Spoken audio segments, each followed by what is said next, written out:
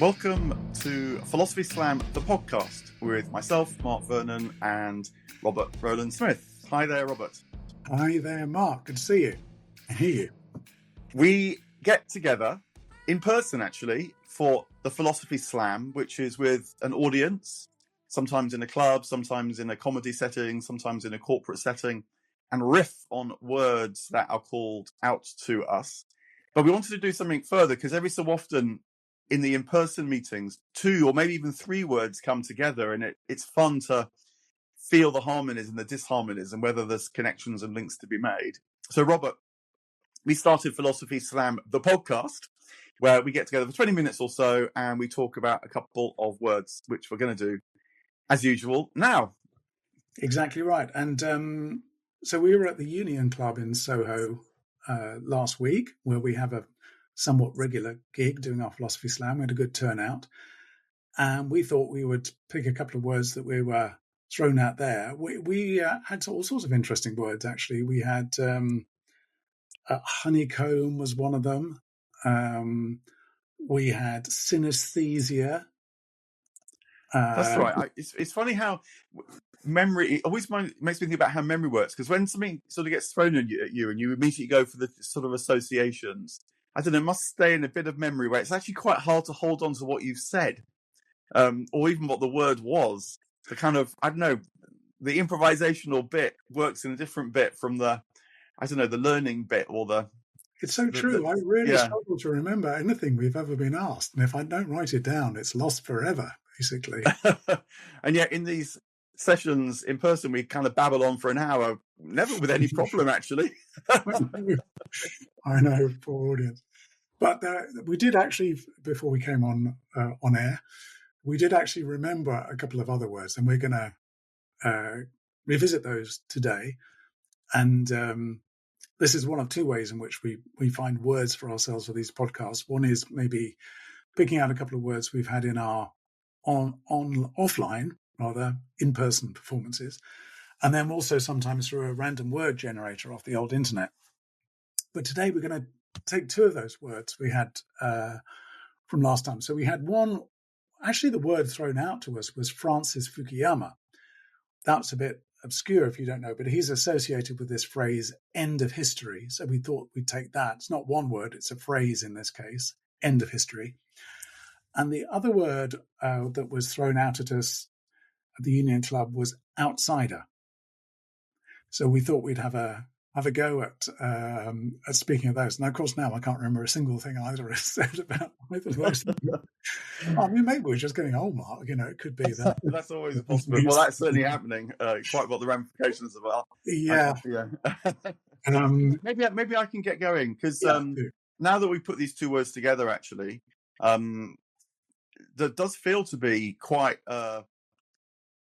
the way that those 2 phrases, or of the phrase and the word, kind of describe in a way our political moment, or at least one of the big things that's going on right now, certainly in the UK and other parts of the Western world, I think, which is that what was thought of as the end of history back in the 1990s, when Francis Fukuyama's book with that title, although it was also called The End of History and the Last Man, which we'll come back to that tailpiece too, because that's kind of interesting.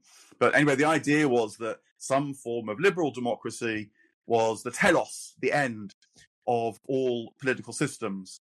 And in those confident days of liberal cosmopolitanism, it was felt that that was coming to pass, that even places like China that were growing so fast were going to tend towards liberal democracies. But of course, 25 years or so later, that hasn't come to pass. And one of the ways in which that is being felt, that history has continued, is in relation to outsiders. And outsiders, in this case, meaning people from different ethnicities, countries, immigrants, refugees, the way that the liberal cosmopolitan of the 90s made it so relatively easy for people to move, has led to this big sort of sense of the outsider now as a problem. It might be a problem that you welcome and want to solve, or it might be a problem that you don't welcome, of course, and want to pull back from in some way. But the psychoanalyst in me loves words like outsider, because it doesn't just mean a person coming from elsewhere, but of course it means that which is outside yourself. And that which is outside yourself is often a place onto which you can project that which is inside yourself.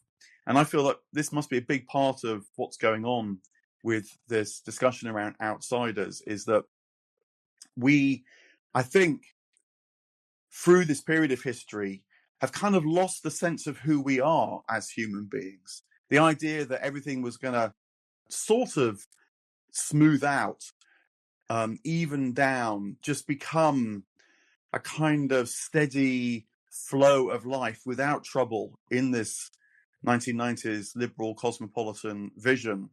Just sort of, we were going to be stimulated and interested and have wonderful things and build great lives, but not really have trouble. Political trouble was kind of on the way out.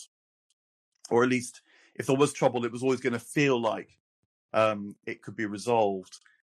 That, for me, suggests that something's got lost, because that's neither what being human's like inside or outside. And I think now we're kind of recovering this, what you might call shadow or dark side, that which has become a bit unconscious, through this mechanism of projection onto those who seem strange and different or other, the outsider to us. And I feel that a big part of what's got to happen in the present situation, whatever else politically has got to happen, is that interior aspect has got to be owned. And it won't really be until people recognize that the trouble that they feel coming from without is actually also a reflection of the trouble that we felt we could ignore that's still present within. It's not going to solve the political problem, of course. I'm not saying that, but I think it might make it feel more tractable. People can be more sort of rational about it when they've owned the disturbance that's coming from within them, not just coming from without. But then that's a sort of a psychotherapeutic starter on the end of history and the outsider. Where do you go with wonderful, it? Mark. And there's so much in that to respond to. I'm going to pick out one word from early on in your remarks there. Telos. The word telos is a Greek word which we associate with the notion of the end, to the end of history. History is moving towards an end. But as you know, Mark, there are actually two words in Greek for end.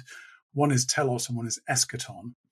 So in English, we have telos as in teleology, which is tending towards an end, but with a sense of end and means the purpose, like driving towards an aim. It's more like an aim in a way than it's an end with a direction towards that end. So Aristotle, as you know, talks about human beings as having their ends within themselves. They're entelekistic. They have an end. Their purpose is contained. So they have there is a sort of purpose, if you like, to human life.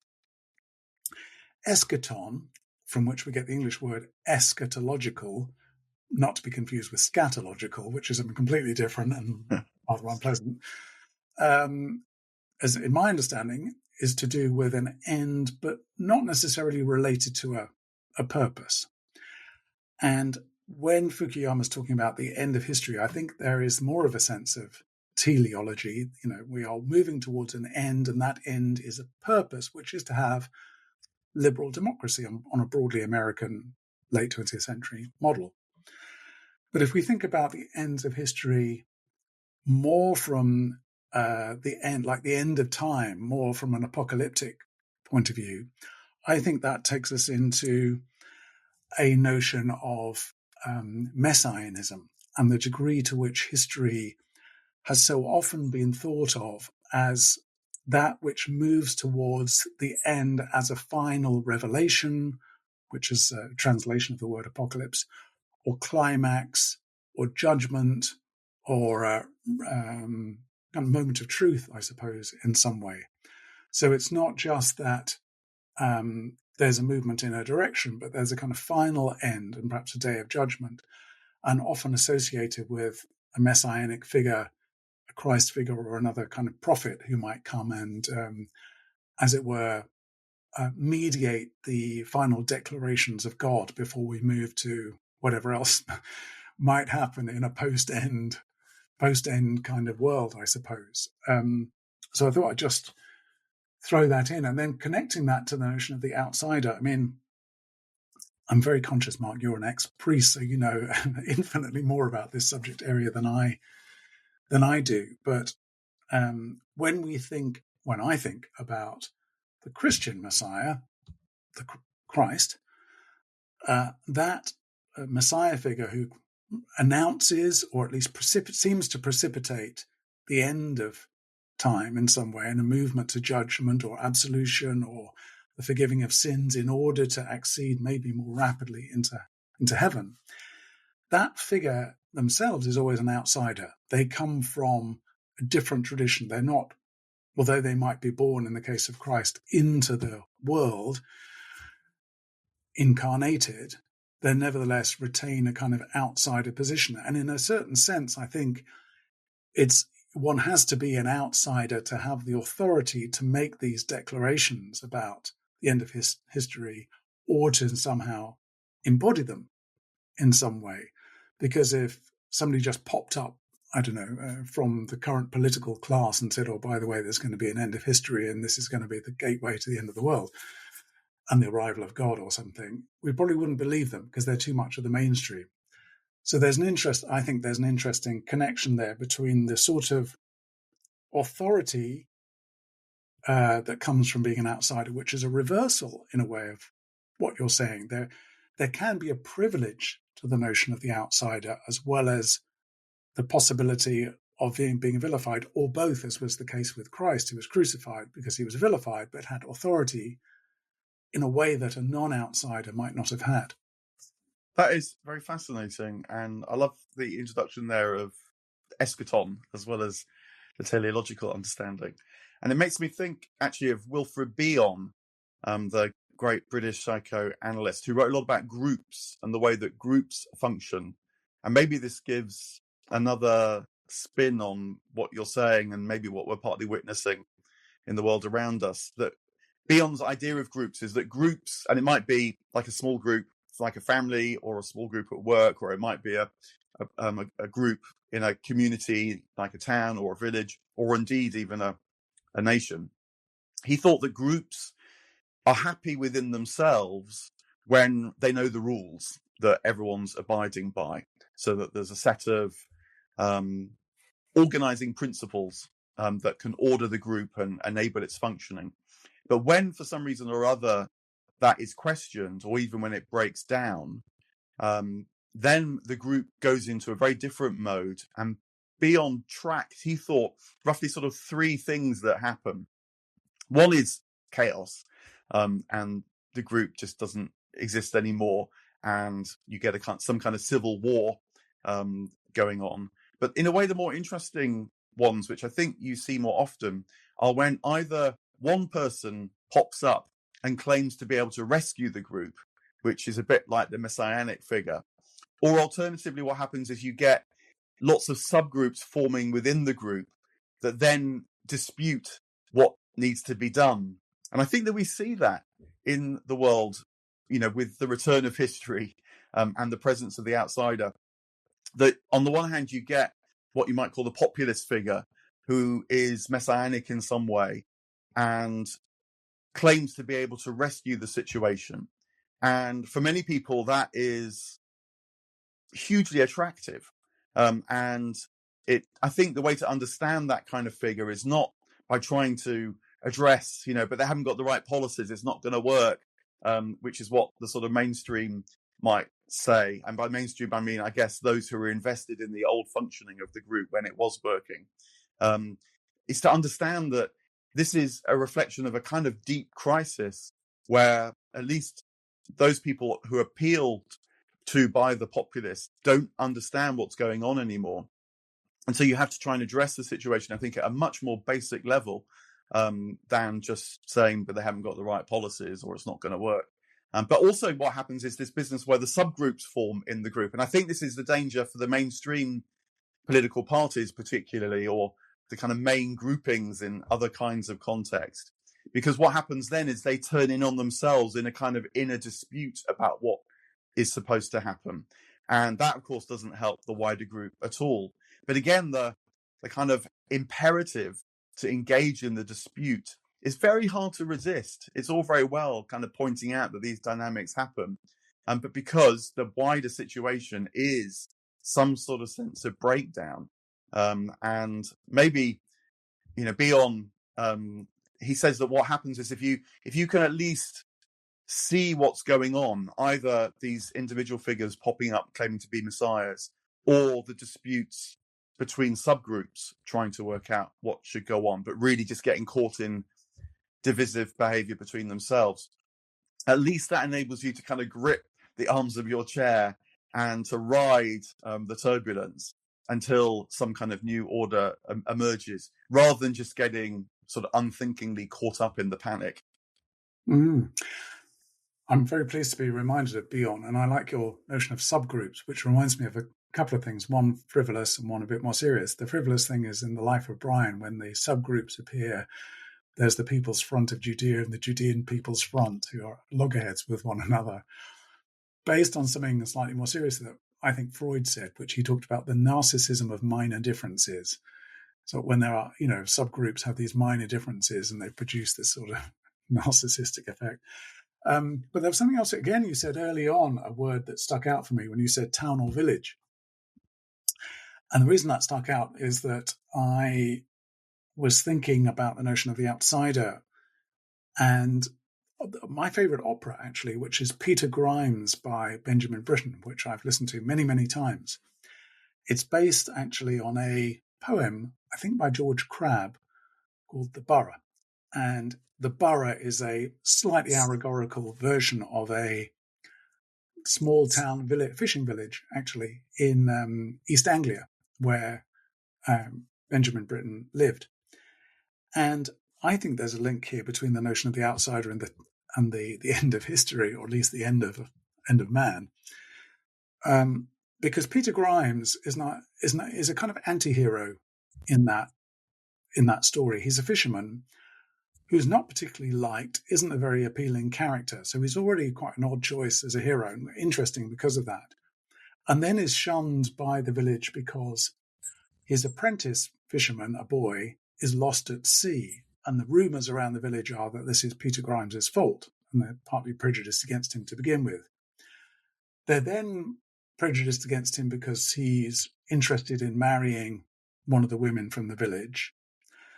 And then what happens is he finds himself another apprentice, a boy, to work with him on the boats, the fishing boats, who also dies. And I find this uncanny, this story, and I keep going back to it because my theory is, and obviously very testable, questionable theory, is that there's something about being an outsider and vilified and shunned, whereby you unconsciously act out your position or play up to it in some way and put into place those actions and behaviors which reinforce your outsiderness. In other words, in this case, there's something in Peter Grimes' psyche which is compelling him to cause another accident with his second apprentice fisherman boy, who ends up drowning again in the sea. And Peter Grimes knows it's dangerous to take him out on this second night.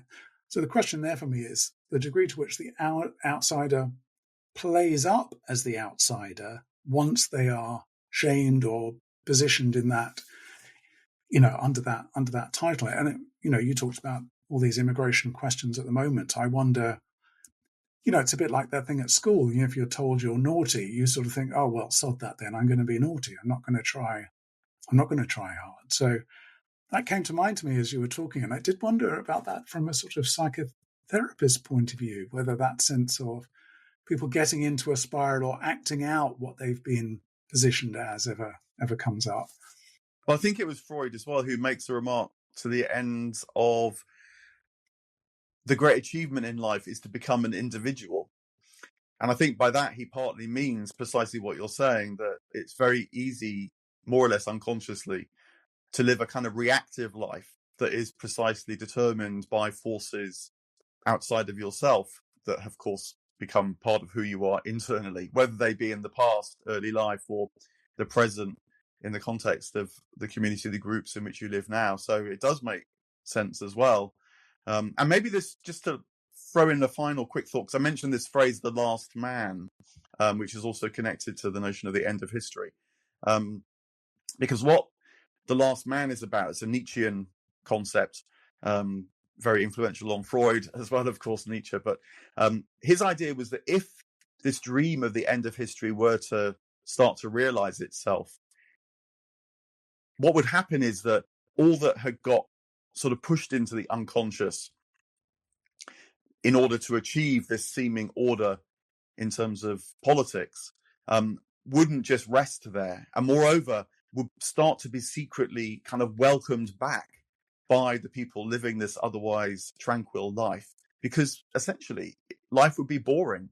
And maybe one way of putting that sense of boredom is that no one would feel they were individuals anymore. They were just kind of part of this mass life, playing their roles as kind of cogs in the machine, living according to this external verity, rather than knowing themselves to be creatures with a life of their own from within. And so Nietzsche, and Fukuyama picks up on this as well, says that the last man, ironically, wouldn't be the last man at all, because this settled humanity within its very self contains the seeds for a new uprising, as it were.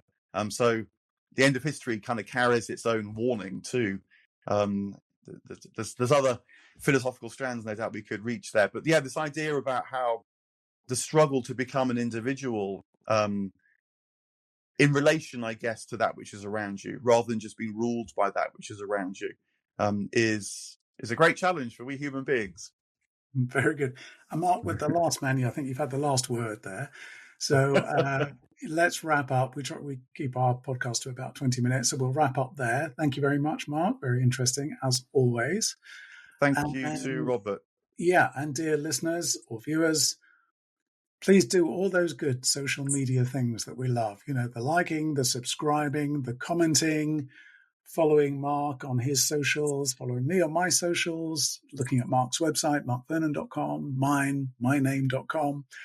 Buy Mark's new amazing book on William Blake. It's called Awake, The Power of the Imagination. What can you buy of mine? Oh, you can buy an amazing deck of cards I've created with my business partner.